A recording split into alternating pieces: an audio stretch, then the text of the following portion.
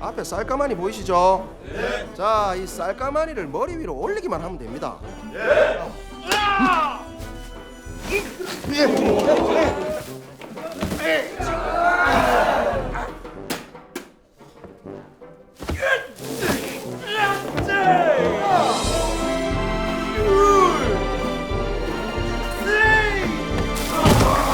주민 여러분 안녕하세요. 1950년대 한국 전쟁 이후부터 현재에 이르기까지 격변하는 한국의 근현대사를 온몸으로 겪으며 살아온 우리들의 아버지에 대한 이야기. 무려 1,400만 관객을 동원하며 국내 상영 영화 흥행 역대 4위를 차지한 영화 국제시장입니다. 또한 윤재균 감독은 해운대 이후 한국 영화 사상 최초의 1,000만 관객 영화를 2편이나 만든 감독이 됐죠. 많은 사랑을 받은 만큼 여러 가지 논란도 있었습니다만 난 일단 황정민 형님은 무조건 믿고 보는 겁니다. 자, 그럼 이 영화의 숨겨진 디테일한 설정과 비하인드 스토리 줌인 시작하겠습니다. 언제나 줌센의 영상은 영화를 먼저 보고 오시는 걸 추천합니다. 정겨운 시장 오디오로 영화는 시작합니다. 꽃분이네 간판에 앉아있다 시장 곳곳을 날아다니는 나비 한 마리. 그리고 나비는 옥상에 앉아있는 어느 노 부부를 찾아갑니다. 나비라는 설정이 아주 살짝 진부하지 않나 싶긴 합니다만 감독은 이 나비가 주인공인 덕수의 아버지라는 설정을 하고 아들을 찾아 꽃분이네 가게와 시장을 돌아다니다가 이곳에 도착했다는 설정을 했습니다. 님 내 어릴 적 꿈이 뭐였는지 아나? 선장. 근데 왜 이제까지 말 안 했어요? 난 오늘 처음 알았네. 덕수는 담담하게 옛날 이야기를 시작하려 합니다. 이 나비는 이후 영화 엔딩에 인자는 못 오시겠지. 너무 나이 드시갖고.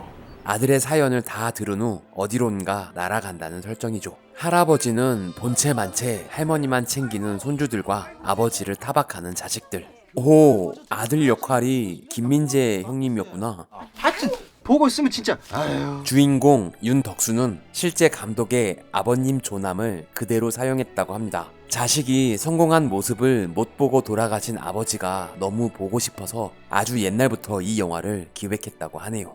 정민이 형 노인 분장이 상당히 잘 어울리는데요. 젊은 시절도 함께 찍어야 하기 때문에 머리를 깎을 수가 없어서 대머리 가발까지 만들어 분장을 해야 했다고 합니다. 007 스카이폴에 특수 분장을 했던 스웨덴 팀을 섭외해 진행했다고 하네요. 아무리 분장을 잘해도 촬영해 놓고 보면 어색한 면이 있어서 거의 모든 얼굴은 CG로 리터칭을 했다고 합니다. 이번에 또 어디 간다고? 자식들 부모님한테 맡겨놓고 태국으로 여행 가려는 자식들.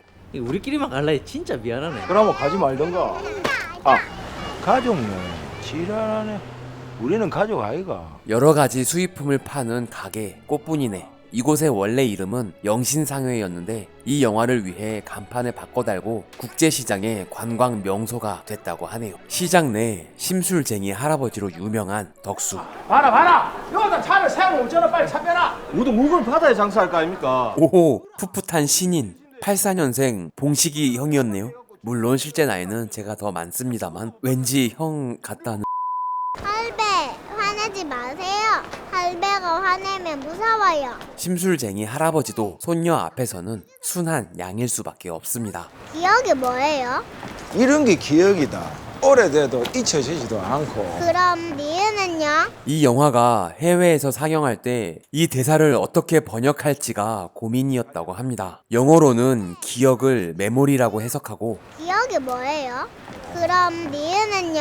메모리니까 기가바이트는 뭐냐고 묻는 걸로 해석했다고 하는데요. 다행히 해외 관객석에서도 웃음이 터졌다고 하네요.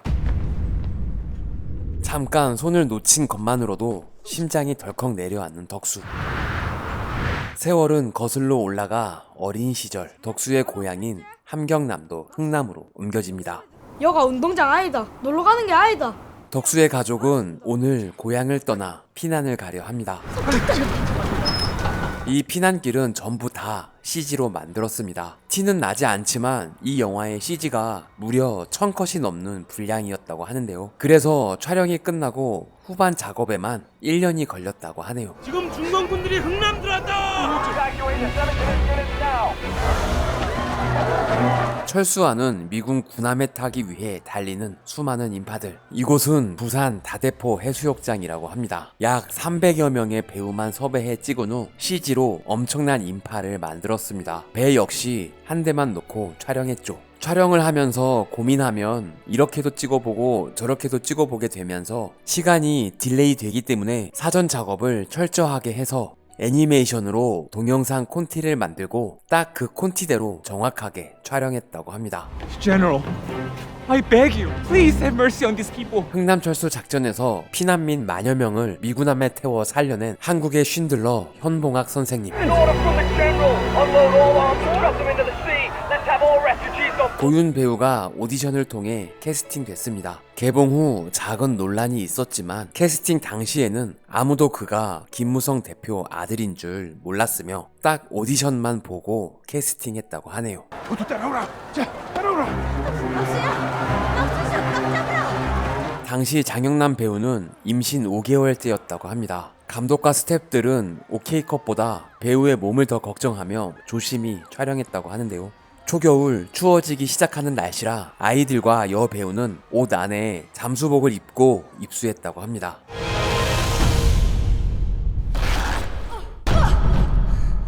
힘들게 배 위에 올랐으나 옷 소매만 남기고 사라져버린 막순. 내 없으면 장남인 네가 가자인 걸 알지? 야. 막순을 찾기 위해 배 아래로 내려간 아버지는 이게 가족과 마지막이 될 줄 알고 있었을까요? 먼저 가 있으라. 내 걱정 말고.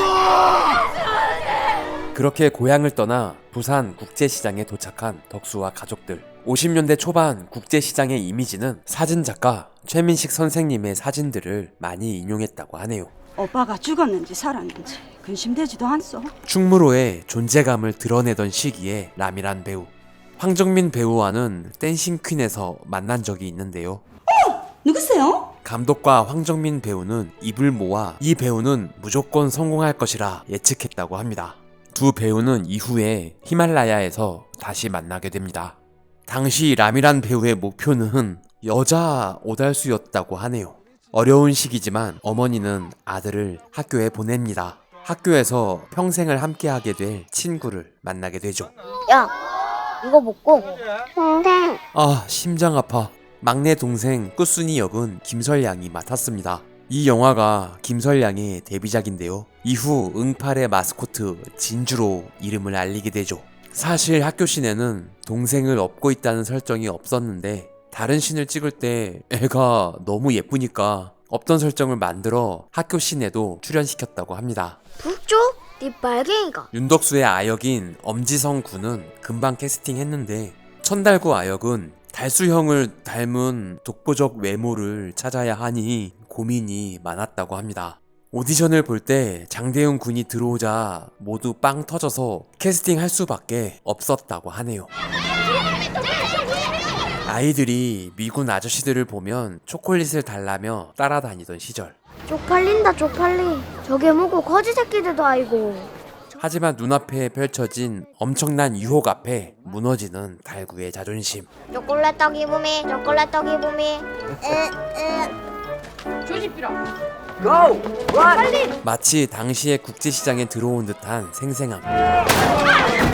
특유의 섬세한 감성으로 아가씨, 암살, 괴물 등 대작 영화의 미술을 맡았던 류성희 미술감독이 이 영화의 시공간에 생명을 불어넣었습니다.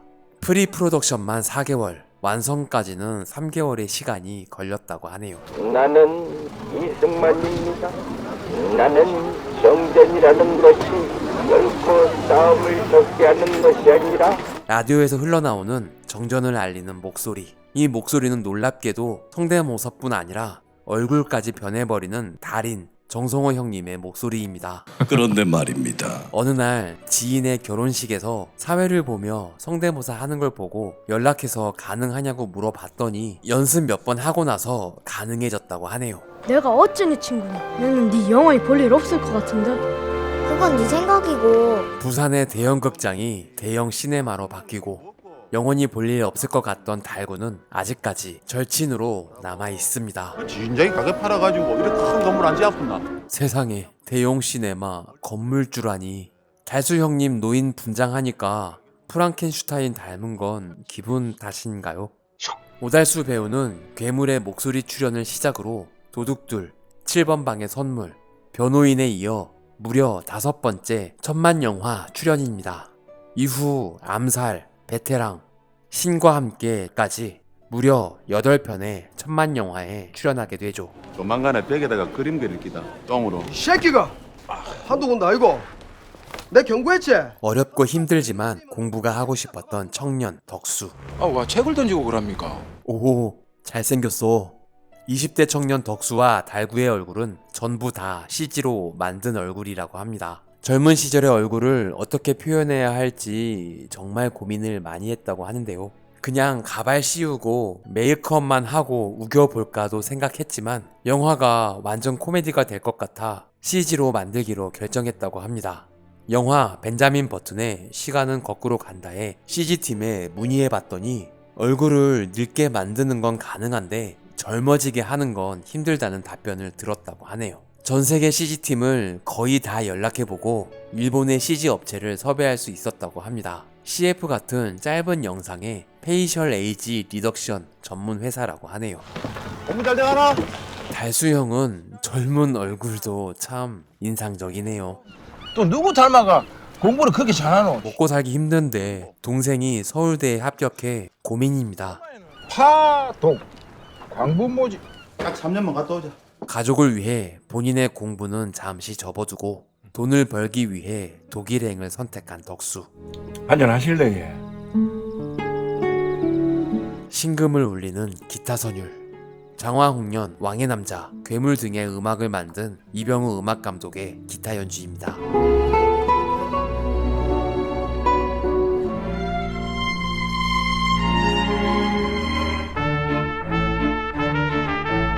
자, 지금부터 파독 광부 모집 체력 검사를 시작하도록 하겠습니다.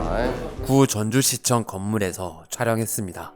얼굴뿐 아니라 몸도 전부 다 CG로 만들었습니다. 황정민 배우가 전설의 주먹 때 너무 힘들었던 트라우마가 있어서 이번에는 몸을 어떻게 해야 할지 고민이었다고 하는데요. 천만다행으로 CG로 가능하다고 해서 안심했다고 합니다.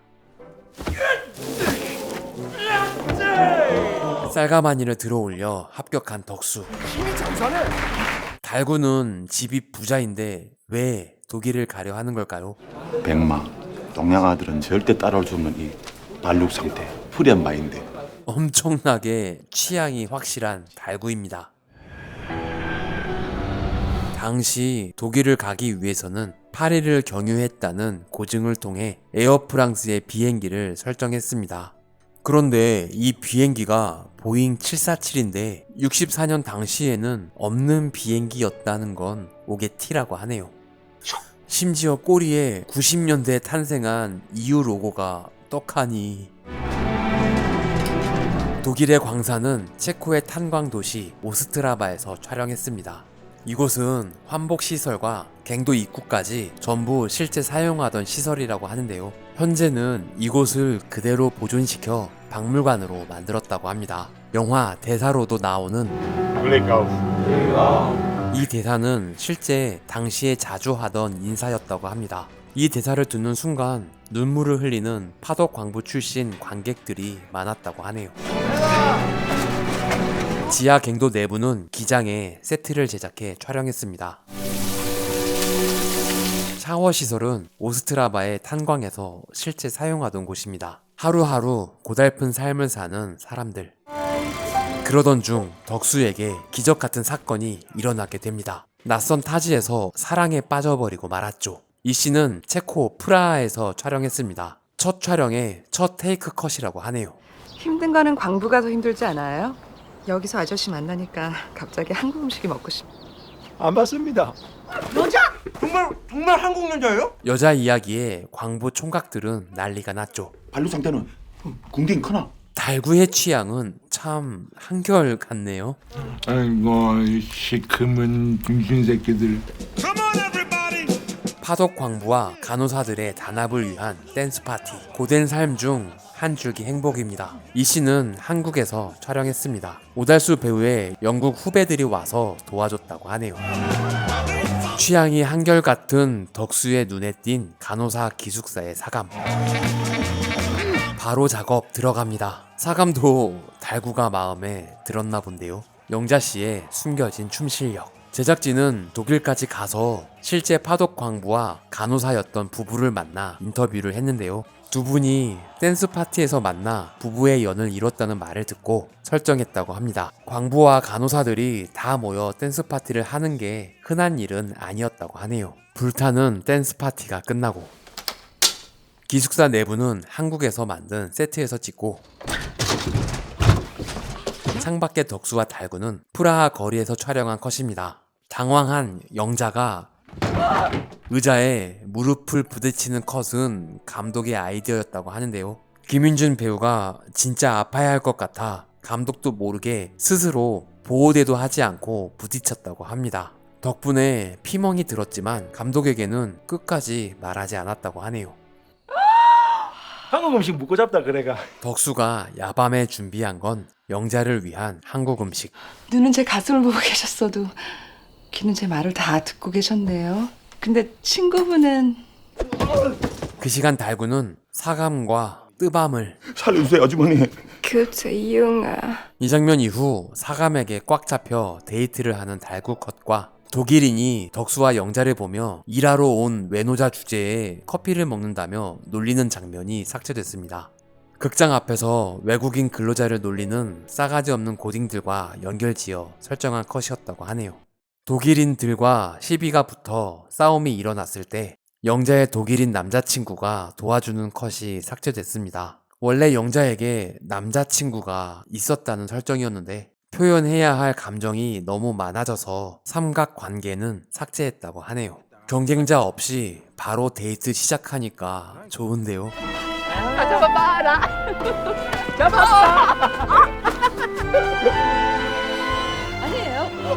정민이 형이 놀이동산에서 아이에게 아이스크림을 주다 일어난 일이 생각나서 현장에서 만든 설정입니다. 그러던 어느 날 탄광에서 폭발이 일어나고 지하 갱도가 무너지기 시작합니다. 영화 국제시장에 담긴 감독의 의도와 비하인드 스토리 1탄이었습니다. 다음 영상에서 독일에 이어 베트남에 간 덕수와 달구, 베트남 씬을 태국에서 찍은 사연, 이 영화가 일본 예매율 1위를 찍을 수 있었던 이유가 공개됩니다. 2탄 영상을 기대해 주시기 바랍니다. 구독과 좋아요는 사랑입니다. 종 모양 클릭으로 알림 설정까지 하시면 주민센터와 좀 더 가까워집니다. 부디 조.9R 부탁드립니다. 시청해 주셔서 감사합니다. 지금까지 센터장이었습니다. 다음 영상도 기대해 주세요.